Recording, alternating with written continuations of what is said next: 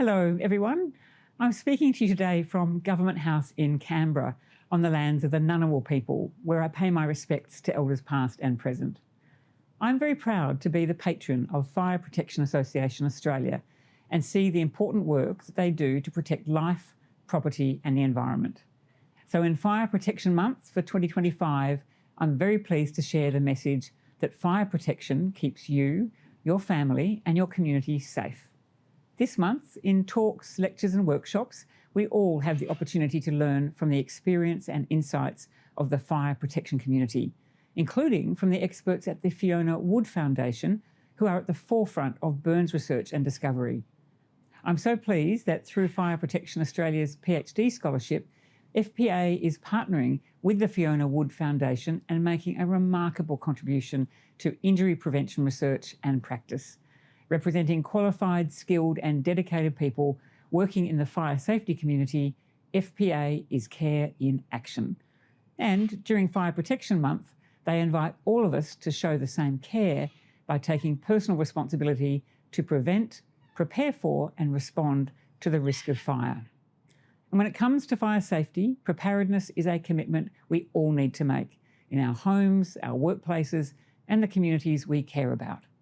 So this Fire Protection Month, let's take the steps to make fire protection a priority, not just this month, but every day.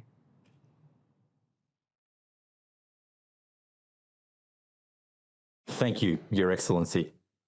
The stories you've shared highlight why fire protection matters, not just in preventing disaster, but in shaping safer communities for the future. Across Australia, our fire protection industry works tirelessly, often behind the scenes, to keep people, property and the environment safe. Yet, fire safety is something we all have a role in. In Australia, more than one person loses their life in a residential fire every week. Each loss carries deep emotional, social and community impacts, not only for the families, but the communities and the emergency services who respond.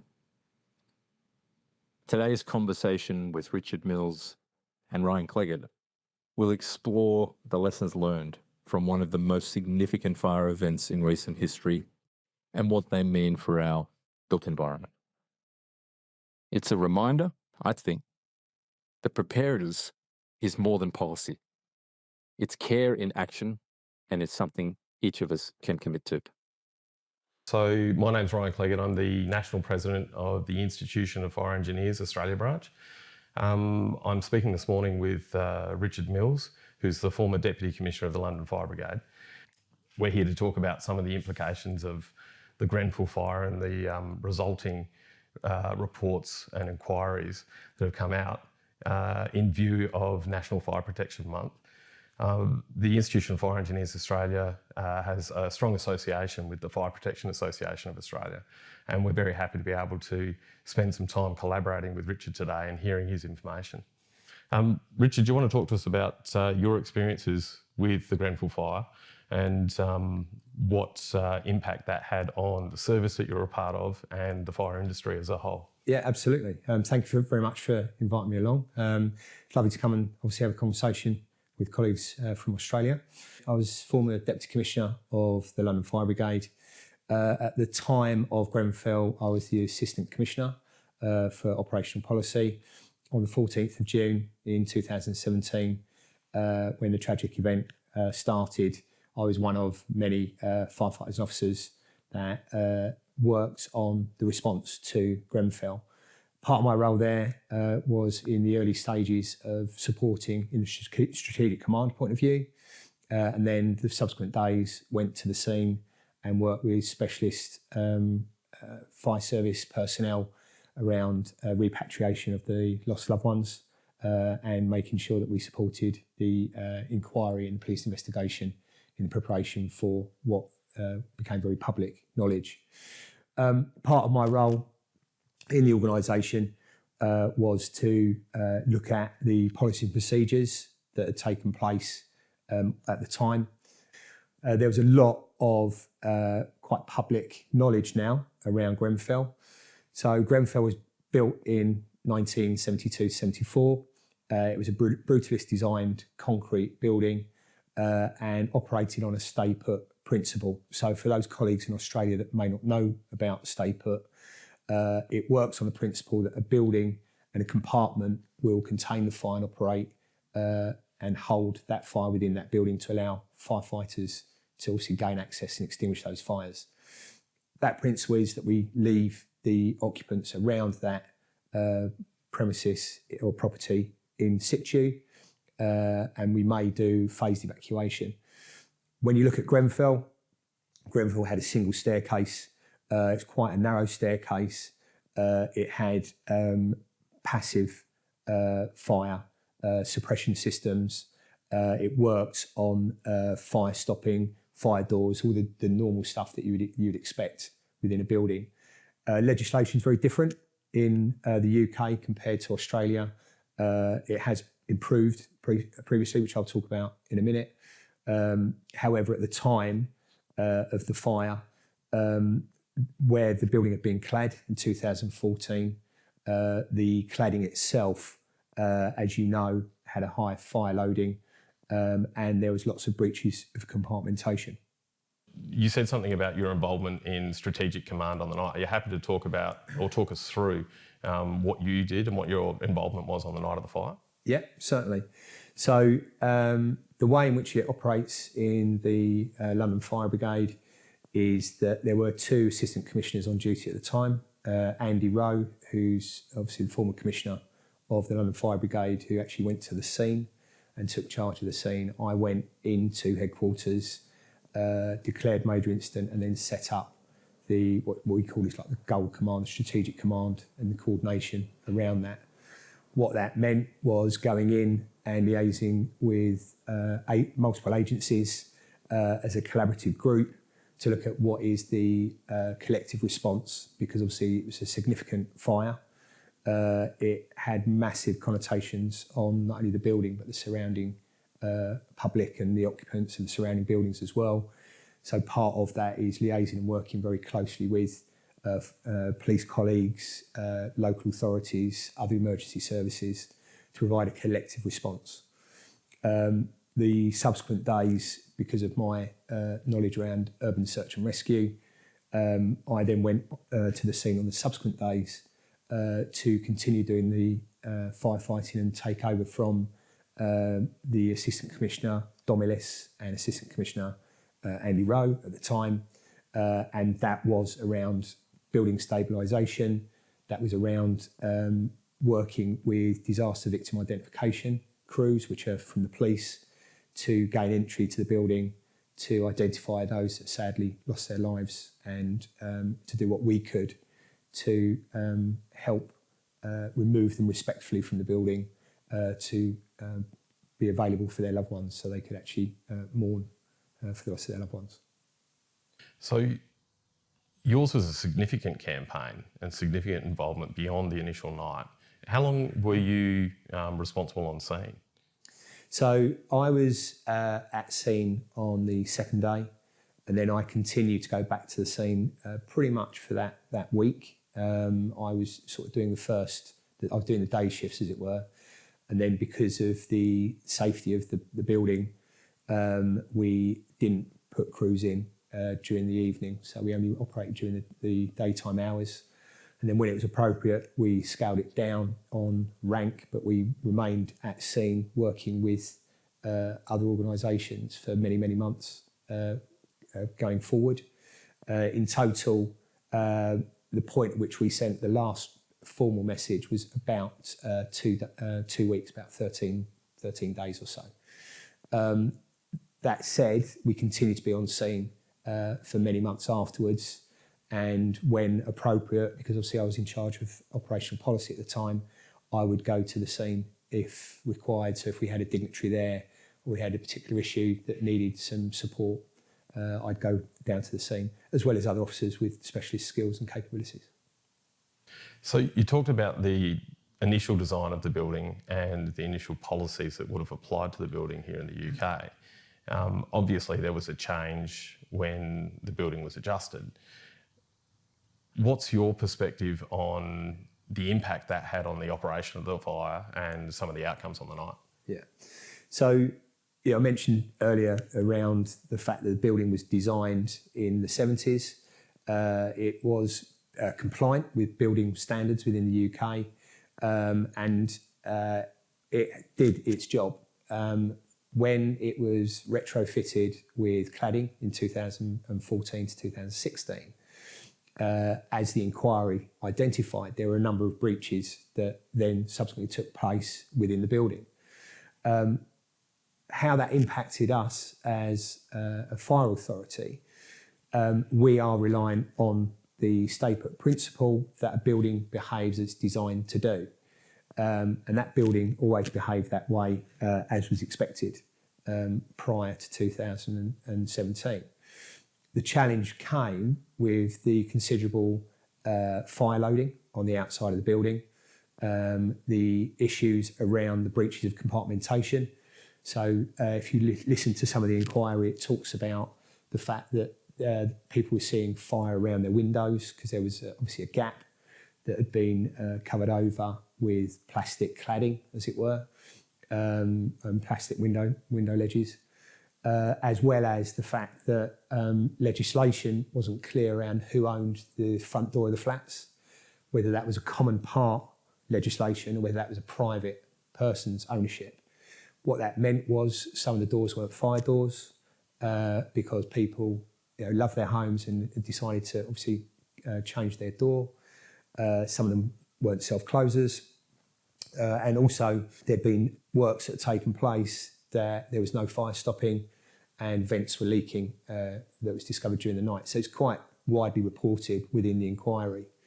That, in addition to the fact that we had a single staircase, there was no signage on the floors, and also the fact that we were trying to get crews up inside the building fighting the fires.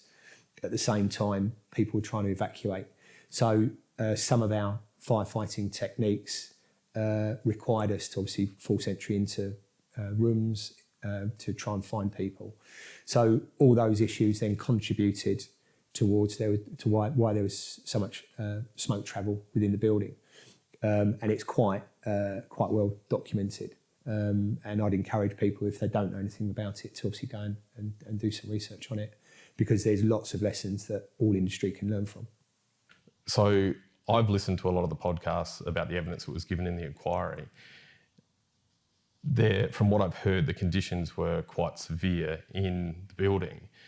Can you talk through some of the reports you've heard about what the conditions were like, and in particular in view of some of the systems that were in the building, particularly from a smoke control perspective?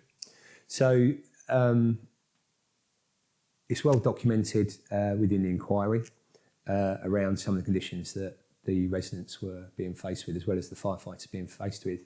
And having walked the tower in the subsequent days to obviously help with the operations with the crews, what was really evident was the considerable level of smoke that had obviously percolated through the building and how it accessed the building. You can see from the film footage on the night the level of smoke that was being generated from that fire and the way the fire tracked around the building and how it behaved, which it's fair to say was completely unrecognisable compared to the speed at which it travelled and the change of conditions that rapidly affected both firefighting and the evacuation. There were issues with breaches of compartmentation. There were issues with ventilation systems that were in there, and there was reports that obviously they could see smoke coming through various vents within the building.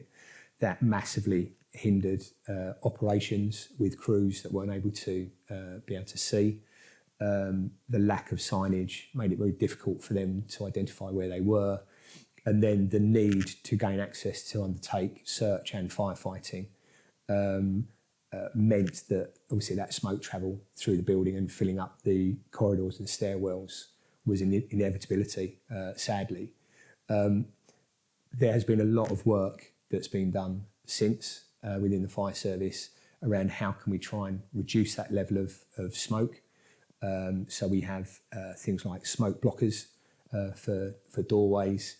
We also have fire escape hoods for members of the public, which was a first to be introduced into the UK, which have proved invaluable on subsequent incidents.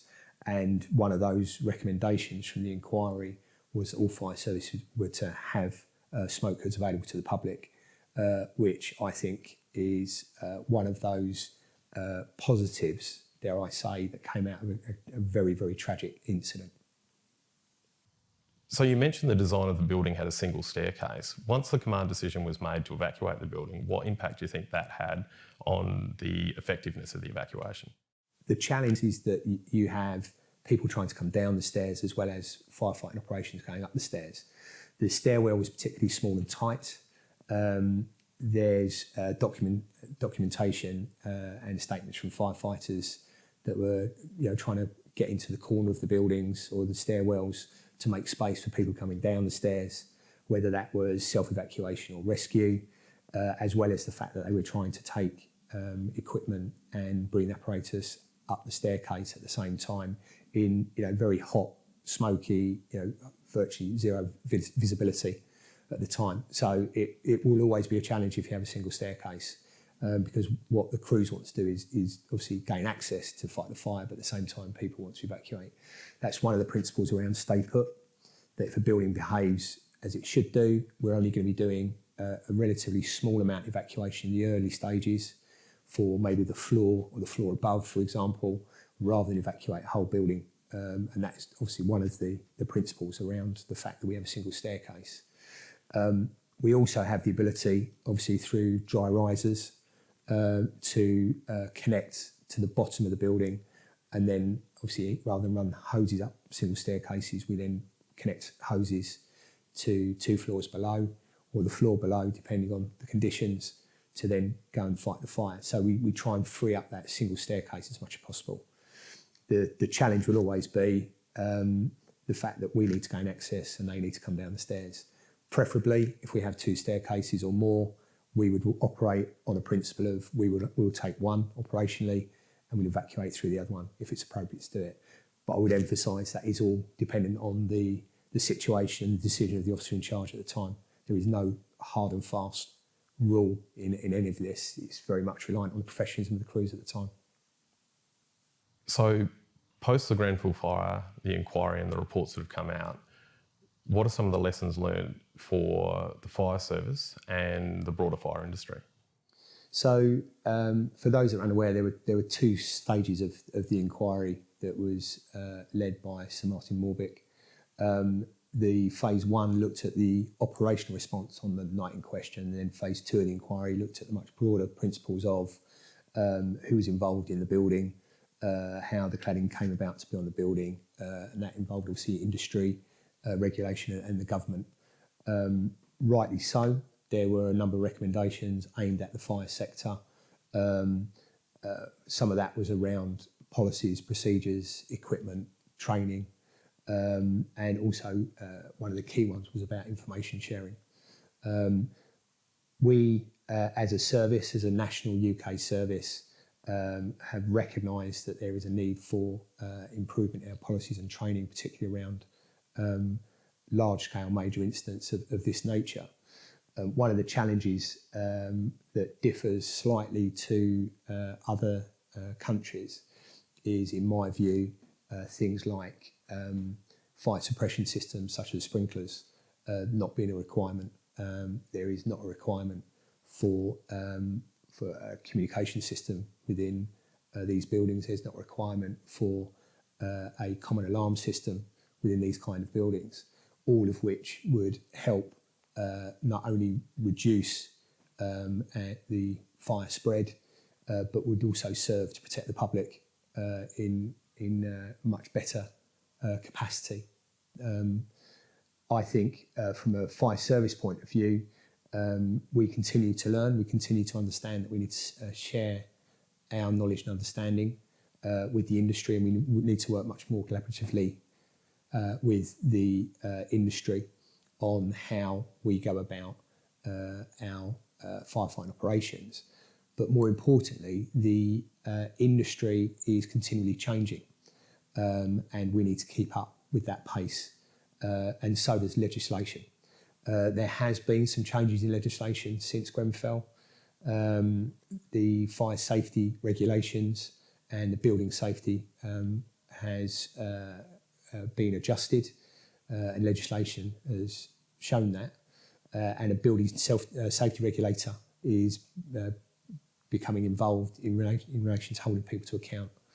My biggest concern is, does it go far enough, and can we keep up with the pace of change within the building industry, particularly when you look at alternative building construction techniques and whether they are tested, they are regulated, and also more importantly, whether the people that are designing and implementing these and building this technology in this building, are they aware of the impact of an event? What do you think are some of the key changes in the industry since the Grenfell fire? So Grenfell was the worst loss of life since World War II in the UK. The tragic event, 72 people lost their lives, 151 homes were destroyed and people were repatriated. That's not just within the building, that's obviously surrounding buildings as well. That was a significant shift change within the UK in relation to the need for changing legislation, the need for increased collaboration, and to start looking at how the industry interacts with the fire service and how the government regulate that industry. What was clear within the two inquiries that took place was that there was a need to refresh and have a completely new look at how the fire service responded to some of these kind of incidents, how the industry was regulated, and where the shortfalls and where the gaps were within regulation. Now, whilst that regulation has been changed from a fire safety point of view in 2022, and also from a building safety regulation point of view, there is a new organisation, a regulator, building safety regulator, that will hold people much more to account, and the fire services will be much more involved in construction of new builds. I think there is lessons that we can learn from abroad. And whilst there is a lot of collaboration with industry and government and across fire services, those lessons, are they being shared broadly enough? The one thing that absolutely motivates me is the impact that incident had not only on the Grenfell community and the loved ones within the building, but also the wider impact that had on the firefighters and emergency services that responded on the night, the control operators and the people that I had the honour to work alongside in the subsequent days. This event is a point in history that needs to be never forgotten and should be the driver to continually change, particularly as the industry starts to change in their building techniques and their designs. My concern is that over time, people will think that the legislation has been done and concluded, where actually it needs to continually be modernised and reviewed regularly, recognising that things don't stand still. I would like to see a comparison between what other countries do and the benefits of what they use in fire safety and fire suppression systems, and whether the cladding systems that are still on the buildings, whether there's an alternative method rather than removal.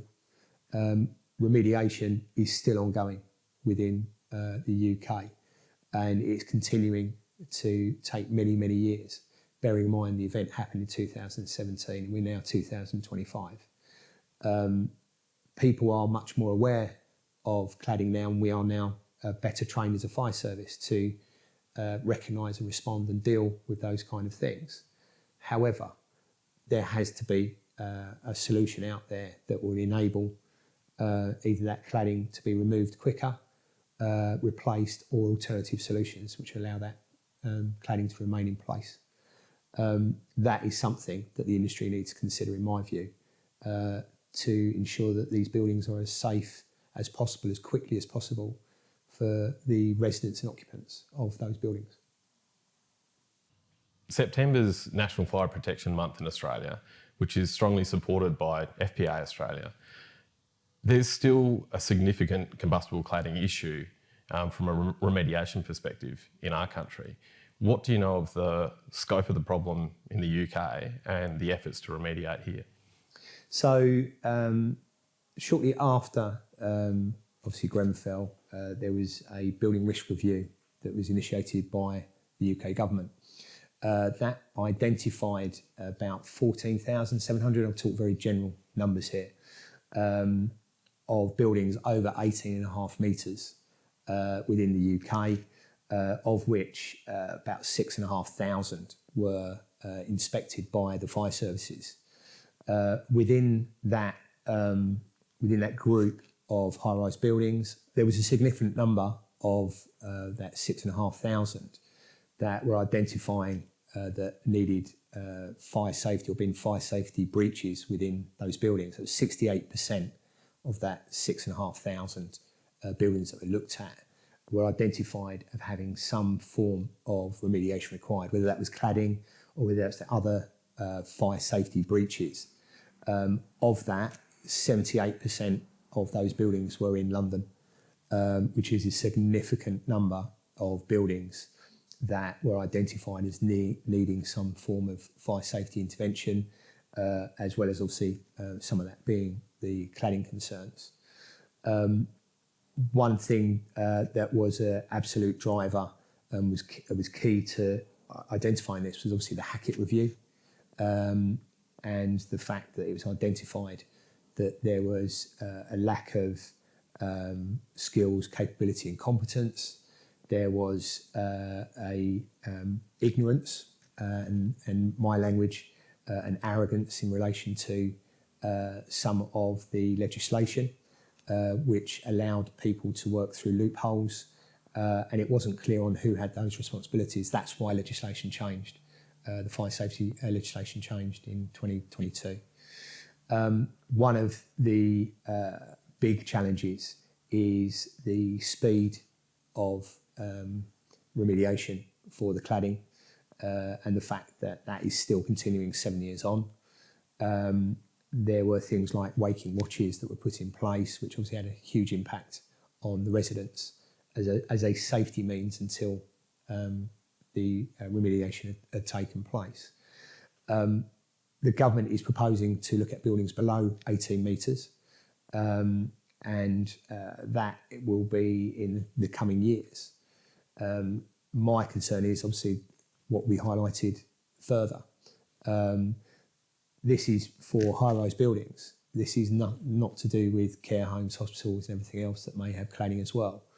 One of the things I'm very cognizant of is that when I'm talking to the industry or when I'm talking to ex-colleagues, that we are reminded that whilst we may not have high-rise buildings in some counties or regions, there will be cladding on other buildings that have high-risk occupants or occupants that will be difficult or challenging to evacuate. So we know that we've got personal evacuation plans, PEEPs, at the moment within the UK as information for high-rise occupants. Now times that for a care home, times that for a hospital, and yet the remediation. So is there benefit of having fire suppression systems in some of these premises that may not have them? Is it beneficial to have different systems or learn from industry elsewhere and legislate accordingly, recognising that legislation in the UK is different compared to Scotland, Wales and England. So there needs to be a coming together of what does that look like legislation-wise. Now, I'm sure those conversations are taking place within government. I hope they are, and I'm not privy to those. But the one thing that always drives me is, this is for the benefit and the safety of the occupants. I never want to see or be involved in or hear of another tragic event like Grenfell because the industry hasn't communicated, hasn't kept up with the changes, and the building industry hasn't communicated about their new designs and new testing regimes. The event in 2017 should always stay in the mind of industry. It should not be forgotten. And my concern is over time people will forget and people will start to put profit above safety. So the Institute of Fire Engineers Australia is very interested in collaboration, and we're working on partnerships with other industry groups like the FPA Australia.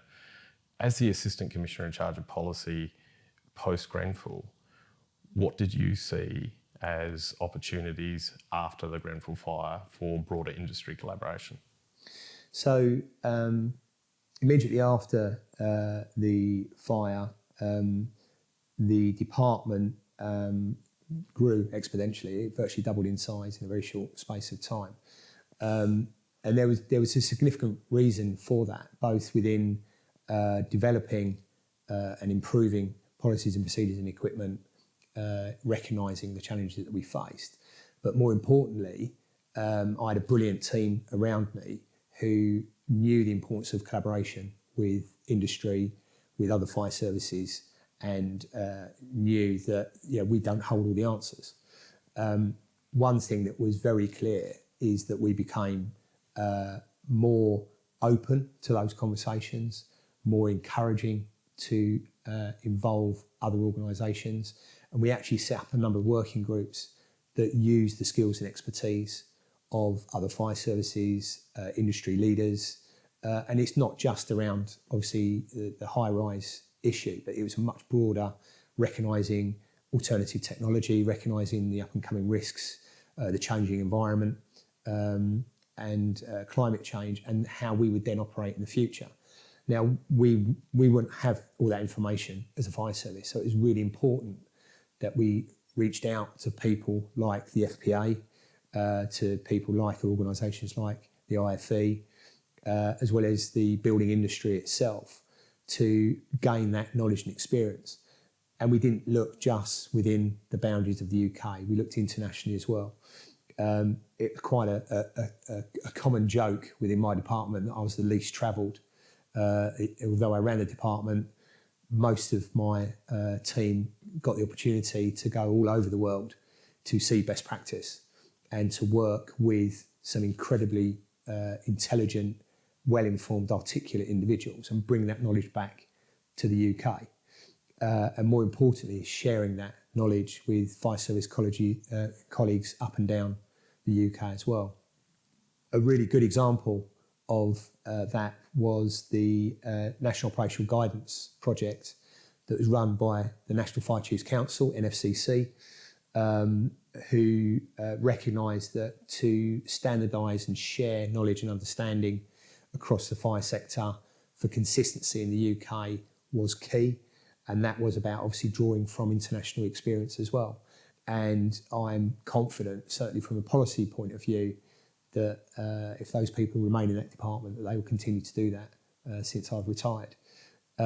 It was an incredible department with some really brilliant people there that were passionate about what they did. They did it for the passion, certainly not for the pay and not for the accolades, but a really good example of that is the fact that it was a middle ranking officer that came up with the idea of the smoke hoods that he'd learnt from Germany.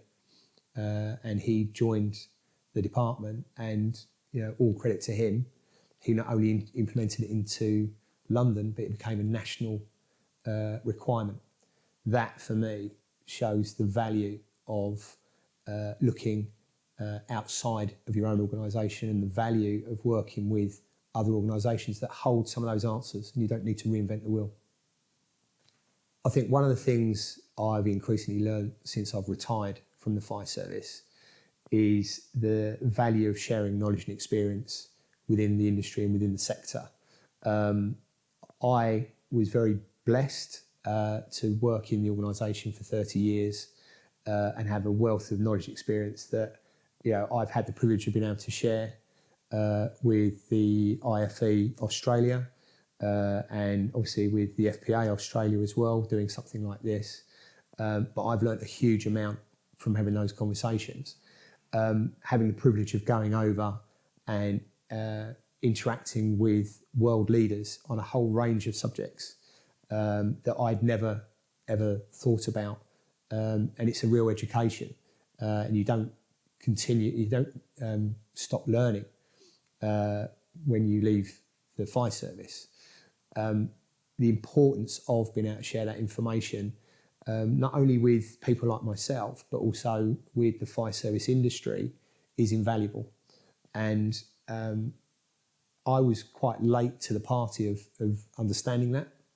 And it was the driver in 2017 that made the fire service in certain sectors wake up and realise that actually there's a lot more experience out there than we sometimes realise.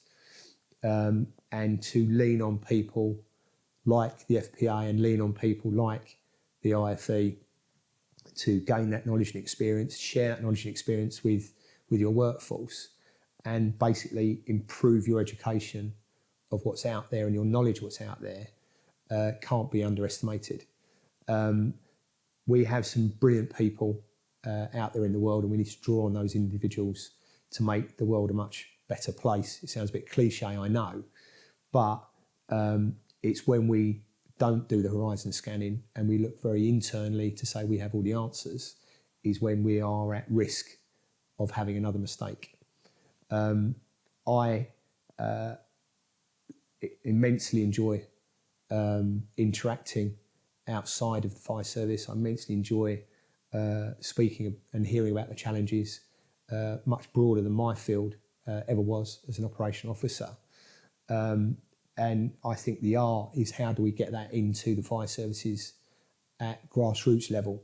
So those firefighters and future officers coming forward have that in the forefront of their mind around sharing that knowledge, education, and being much more open-minded and much more heads-up horizon scanning of what's coming in the future. Because ultimately, the future challenges are going to be the challenges they face in fires and incidents as things change in society.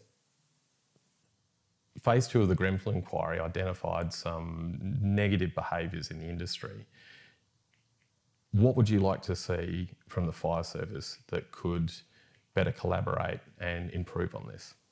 So I think, whilst I can't comment on obviously specifics within phase 2 of the inquiry because we're still within the prosecution and litigation stage, generally what I would like to see within the industry is putting the fire service at the early part of those conversations around building design and not be an afterthought, recognising that buildings are becoming more complex, buildings are being built higher, and therefore the firefighting solutions need to be much more robust.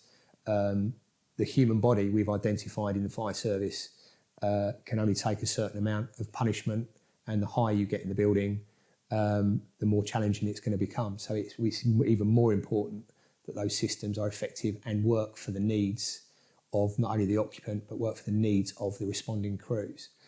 By putting fire services or fire safety as an afterthought within building design is the wrong way round. We should always be at the forefront of those conversations on the what if situation, because ultimately the building should be designed for the safety of those occupants in mind. And that includes the what if something went wrong.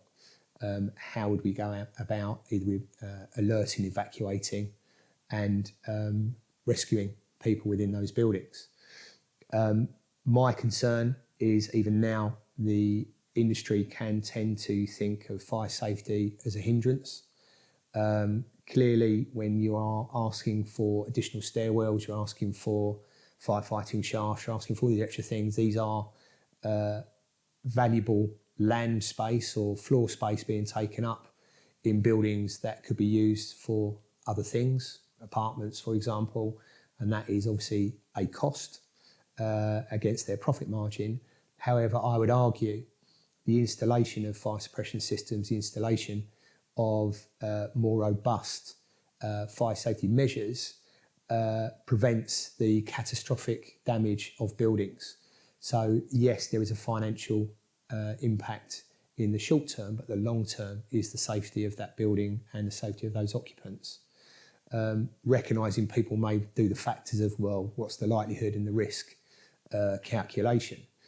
What I would also say is that by having more robust safety systems in place, it should be something that the industry or the developers sell as a positive, as a feature to people that are potentially renting or buying those properties.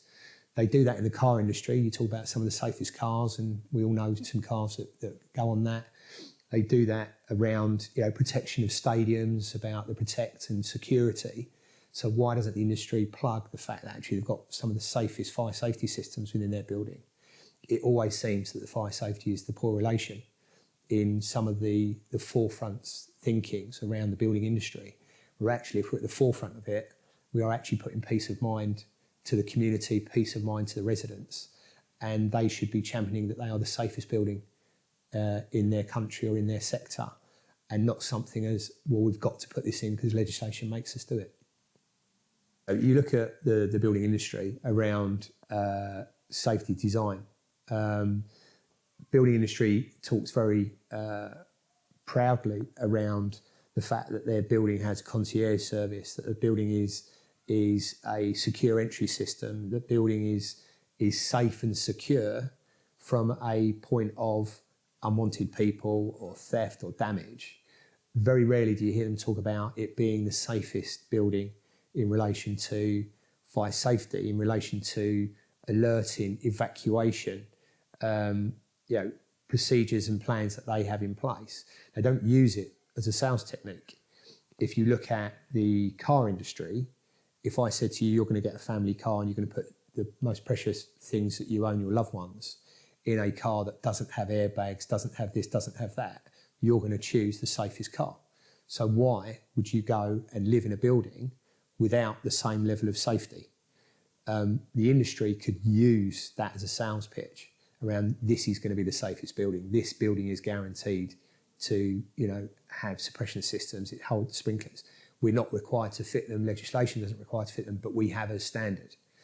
Those kind of things that you would do within the car industry, why is it not being done within the building industry? Ultimately, it is a relatively small cost in relation to building design, but it has a huge implication, in my view, not only around sales, but around the fact that it suppresses a fire quicker, more effectively, and produces less damage to that building. Therefore, the repair work is cheaper in the long run. I absolutely get that the industry, when they start talking about space and the fact that marketable space per floor, and we're asking for second stairwells or fire lifts, I understand that comes at a significant cost. But ultimately, if we can resolve an incident quickly and safely, that's better for the occupants, that's better reputational impact for them, less reputational damage, and it means that building doesn't have to be evacuated in its entirety whilst repair work takes place. So there are wins, but no one ever thinks from that angle. They only think about profit in the moment. I would like to see it as a selling feature, the way they sell it within the car industry. From our previous discussions, when you were the Assistant Commissioner in charge of policy and then subsequently the Deputy Commissioner in charge of operations, you worked a lot on education and training with your staff. Can you elaborate on that? Certainly. So when we made the improvements post-Grenfell, we recognised that there was an educational gap as part of the review of some of the skills and policies. So we focused heavily on improving firefighters and officers' awareness of fire behaviour, of command and control, and also in relation to evacuation, mass evacuation. We have always focused on training, and it's important that everyone maintains their skills. So it's not just about acquiring the initial knowledge, it's about keeping up to date and knowledgeable with changing environments, changing industry. But we had recognised that there were gaps that had been left wanting, and we obviously tried to close those gaps.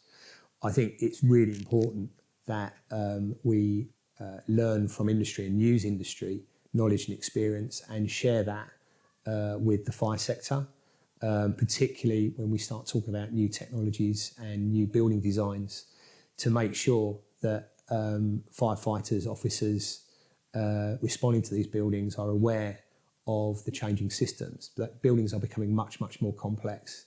And I remember when I was a firefighter several decades ago, buildings were much easier to navigate and fight fires in. We are expecting much, much more of firefighters and officers than ever before. And we absolutely need those thinking firefighters and officers to maintain their own skills as well as the skills that we provide them, and always have an eye on what might be coming in the future, and also have an eye on the environment that they're operating in, because particularly in London, it is a very demographic, wide demographic building and community that these firefighters and officers operate in, and therefore they need to structure their firefighting, their community engagement and everything they do according to their surroundings. I think what is also important is recognising that the changes in legislation and the increased need to have fire engineers that are well educated, well informed, that understand the complexity of some of these buildings, that we have enough of those not only within the fire sector but also within the building industry itself, and that there is a cross connection there between both sectors, that they can communicate and understand the needs of the operational arm of the organisation, as well as being compliant and understanding some of those challenges. A really good example of that is the fact that the skills that are required for fire engineers and the education and the years they take to get those skills is a very precious resource, and they are unsung heroes of many fire services and private sector. The challenge we have is maintaining and keeping those individuals when the industry can be very enticing financially for them.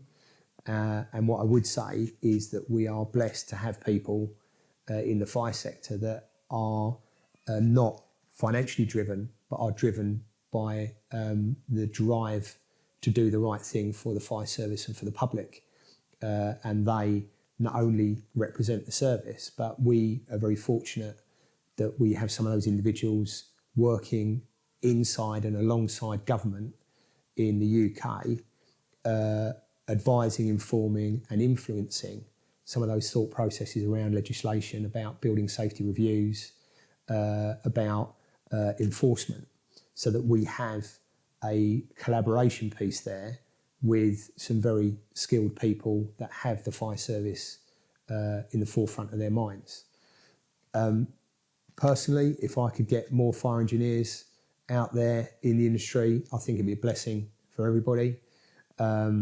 The challenges that we have with remediation and around cladding, there is a very, very small pool of people that have the expertise in that area to be able to review and sign off those cladding systems. That is a challenge within the market and within the fire service. And whilst legislation may stipulate certain things, it takes time for the building industry and the fire industry to upskill their staff to understand those requirements and those changes. And that inevitably causes a delay in where we need to be around some of those systems.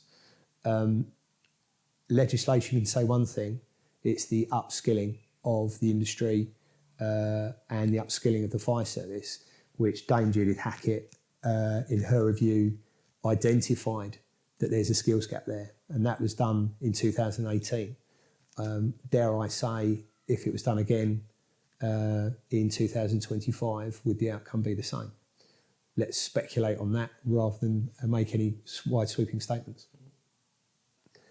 So I think, as well as the fire operational sector around upskilling and competence and the challenges with the changing built environment, there is absolutely a need for the industry to upskill and train to maintain their competence, their understanding of changing systems and designs. Now, I know there's many organisations out there that will offer those training packages. There'll be lots of skills within the industry of shared learning, knowledge and understanding. It's about recognising within the building industry that actually there's a huge value in investing time, money and energy in upskilling and maintaining the competence of your staff in all fire suppression systems, in building designs and areas that will enhance the safety of those buildings and enhance the ability of firefighters and operational staff if they respond. It shouldn't just be reliant on the fire service to attend an incident and become the safety net for the lack of upskilling and maintenance and competence of the building industry and the maintenance industry with a view that the fire service will plug those gaps.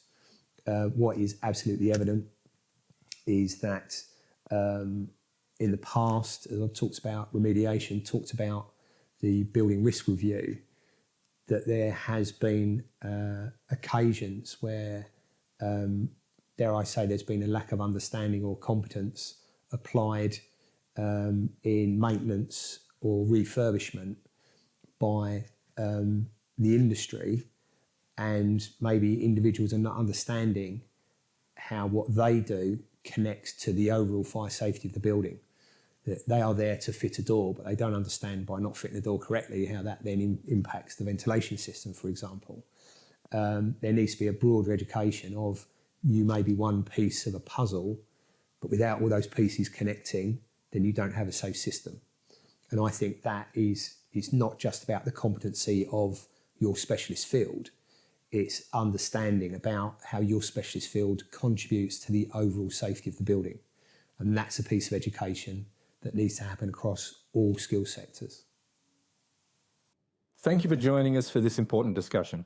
The challenges we face are real, but so too is our capacity to make change. Throughout September, Fire Protection Association Australia is hosting events, sharing resources and connecting people across the country to strengthen our fire safety culture. Explore the program and get involved by visiting nationalfpmonth.com.au. Let's take action, because preparedness is care in action.